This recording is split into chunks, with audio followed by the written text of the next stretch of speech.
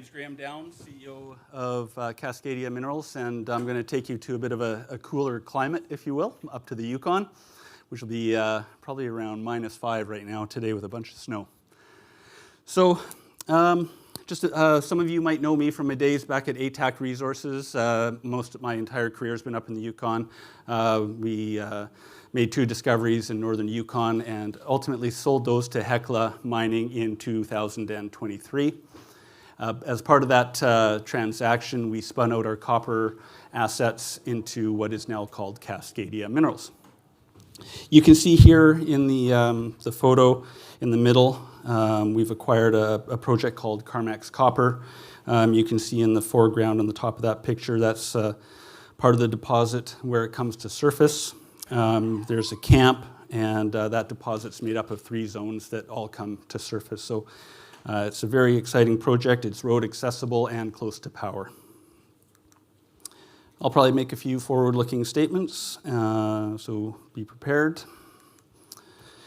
Quickly, just to kind of get through this, you can see that we have about 150 million shares outstanding. We do have some warrants, primarily those are with Hecla, and some that we acquired through the acquisition of Granite Creek Copper. That acquisition was completed in mid-August and on August 13th, and then we quickly did a financing with Mackenzie Funds. You can see there they have 8%. Hecla Mining from the transaction in July 23, they own about 5%. Some of you might know Michael Gentili. He's been a supporter in the company since the inception of Cascadia. And then ourselves at around 3%, and Barrick Gold is a legacy shareholder from our days at ATAC when we had a joint venture and an investment from Barrick at that time. I'm not going to get into us too much, but again, myself and my colleagues, we've been working up in the Yukon for 20, 30 years, so it's a great place to work, and it's getting even better, and I'll touch on that in a little bit. Today, I think we really want to speak to Carmax property. It's now our flagship. When we did this spin out, we were looking in the package of rocks. You see that green area called the Stikine terrain. That is the same package of rocks that hold the Golden Triangle deposits in British Columbia. We kind of came to the conclusion those were earlier stage projects, and we wanted something a little bit more advanced stage, something that we're more used to, and that's the Carmax project. It has 651 million pounds of copper, 300,000 ounces of gold. Importantly, the grade is very good at over 1% copper equivalent. Recently, there's been that area has been consolidated, so the project is 177 square kilometers. And then we just completed our first about 4,000 meters of drilling in the last week or so. So a lot's happened in the last month or 2 from getting the transaction done, raising money, and doing the drill program. So it's been a very busy couple months. So I don't know if for those that are familiar with the Yukon, in the center of this page, you see the town of Carmax, and then to the north of that, a notable project is the Minto mine that was recently purchased by Frank Justra and the Selkirk First Nation, and they're looking to put that back into production. And then you have the Carmax main deposit and the Carmax R project just to the south of that. That area between the Minto and the Carmax main, that's what we call the Minto Copper Belt. It's just a prolific area of copper, gold mineralization, and we're very fortunate to own almost half of that belt right now. Our project, I've been working in the Yukon for a while, and most of my career has been using helicopters and fixed wings. It's very expensive. It is so nice to be able to go in there and have drilling costs in and around 350 a meter. It's just, you can get so much done. So we're right off of a government-maintained highway. Drive right out to the project. You can see that the power, that red line up with the Klondike Highway. So we're in a very good position going forward. I think we'll talk about what we're doing. There's a lot of exploration potential. When we did our due diligence on the acquisition of Granite Creek, there's a lot of room for this deposit to grow, and that's why we picked it up. Importantly, we just received a 10-year Class 4 exploration license. That gives us a decade of runway to be able to do up to 400,000 meters of drilling, trenching, all of the work that we need to really move this forward quickly as possible. And the grades, we just announced 83 meters of almost 0.9% copper and 0.26 gold. Those are phenomenal numbers. And what's even more important is within that, in the two of the three holes that we released, we have around 25 meters of over just about 2% copper equivalent. So you've got these big areas of really nice grade that could be underground mined. I mean, everything right now is open pit, but the deposit's open at depth and along strike, so there's a lot of room for this to grow. Here, I just really want to focus, this project's been around a little while, but one of the key things that we really want to get across, for decades it's been looked at, is just the high-level near-surface oxide portion of the deposit. But there's so much potential underneath it, in the sulfide, and that's where the metallurgy is very good. So that's what we're going to focus on. What we're going to do, I mean, you can see the PEA sensitivity. It was done at 375 or 1800. The base case a couple years ago was 425 and 2000 gold. You can kind of pick whatever number that makes you happy there, but we aren't just going to go and redo a PEA and put a flash in the pan. It would probably look really good. But what we want to do is do a couple years, close to 35, 40,000 meters of drilling, try to double this or even make it even larger than that, then do a new resource, and then do another PEA, and just show how robust this can be once we get more resources. And I think we would just hit it right out of the park there. I think, me personally, I just really feel like these type of deposits are rare in North American friendly jurisdictions. They're just not around. And this one's been flying under the radar for decades. Now we have it, now we can move it forward quickly and get the resource up, and we're very excited about it. One of the key things here in this slide here in the center, that zone 2000S that you see, that's not even in the PEA. And we've announced in our news releases, we've hit more mineralization there in our step-out drill holes. And I invite you to look at our website. There's some spectacular copper mineralization in this deposit. So, quickly here, we're just talking about the deposit area. There's room to grow right or in and around the deposit, just small step-outs. And right next door to it, or right parallel with that, you can see our drill holes up to at the top of this in 147 zone. They're colored in red. Those were announced.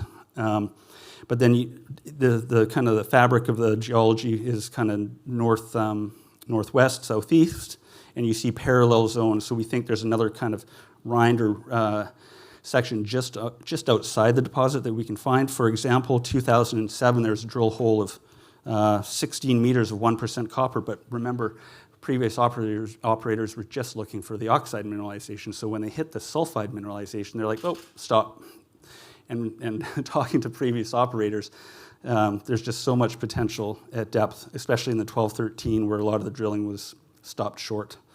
So we're really going to be focusing on increasing resources in and around the deposit, which is excellent. We see I don't have the IP slides here to show you, but there's a lot of geophysical targets right within a kilometer of the deposit that we'll be testing next year.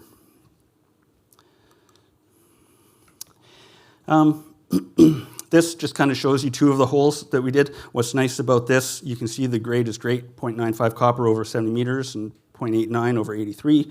With really nice high-grade centers to that. But what's nice about this is we're seeing mineralization outside of the model zone. So we are making incremental increases here. The remaining 7 of 8 holes that we still have to release all hit copper mineralization, but most of those holes were actual genuine step-outs on mineralization. So stay tuned for that. And here's a long section, kind of looking down the length of it. If you see those black lines, they are the holes that we drilled this year. Again, you'll see that a lot of those holes were focused on the sulfide at depth. And again, we've hit on 7 of 8 of those, still to release them. And we still haven't found a bottom to any of these zones yet. So you can look at some of the grades there on that page. So, I mean, 55 of 1.3% copper is just, it's a great place to start and build from, that's for sure. Here's another example, just show you a picture. I had a bunch of them, but I just kind of left it with one. Here you see the chalcopyrite. We're still waiting to release the results on this, but stay tuned. All of this is public information. So, and here's what the previous operators did. We have to give them full credit to is they consolidated this area. Before, if you look at that red star, that's what we've been looking at most of this presentation is just the Carmax deposit itself. It's a very small area. Previous operators did a very good job of consolidating half of the Minto copper belt, which we have. Just to the north of us, you have the Selkirk Minto mine that they're looking to put back into production. But if you look, we're looking to double the Carmax. You look up at Zone A, for example.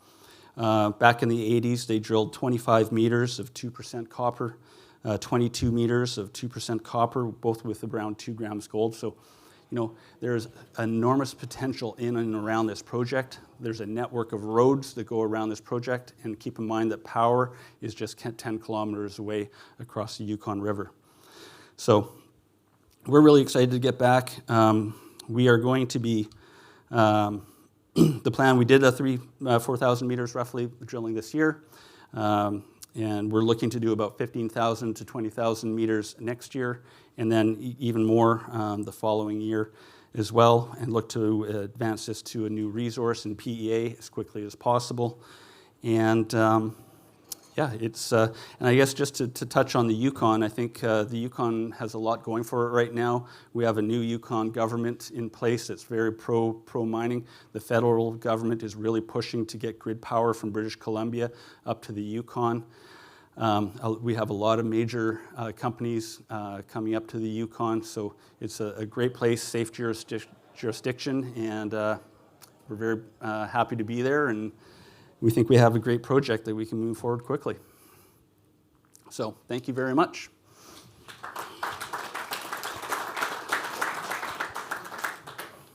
If there's any questions.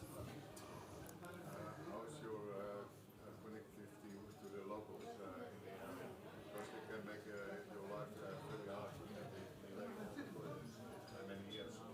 Yeah, absolutely. The question is about the relationship with the community and the First Nations. I think that's a very good question. I started my career just up that road from the Carmax deposit, so we've known a lot of people in the Carmax area. Our other projects are in Little Salmon Carmax First Nation as well, and we've been meeting with them for years. And a lot of the people we work with, and even the drilling company, were raised in Carmax. So it's a small community, and the relationship is good. So they are supporting mining operations? Yeah, absolutely. We talked to the Development Corporation of the First Nation, and they want to do the work and help us do the reclamation. And there's a few pieces of reclamation there as well, where we have numerous Little Salmon Carmax First Nations working on the project for us as well. So yeah, and what's nice about this is that it's been around for a while, and it's brownfield in the sense that it's been worked on for a long time. So it's not into new terrain where people haven't been. It's, we're not entering new areas in the traditional territory, so it's helpful. One other question. You say I have access to the power, to the energy, because there is connectivity. But a lot of companies are operating in those areas. So if you're all connecting together to the power line, does everybody have access to it? No, I mean, we have to be realistic. Yeah, it's a thing about the Yukon, and we're all probably going to be fighting for that power. I mean, hopefully, what's nice about this is this now being envisioned as not a heap leach operation, but as a milling option that we could, do on-site power, and it's not a huge cost comparative to some of the bigger projects that are in the Yukon. So, and I think maybe by the time, we're at that stage, or somebody gets it to that stage, we're going to be that much closer, because even yesterday, the Prime Minister of Canada was pushing this grid connectivity up to the Yukon. So.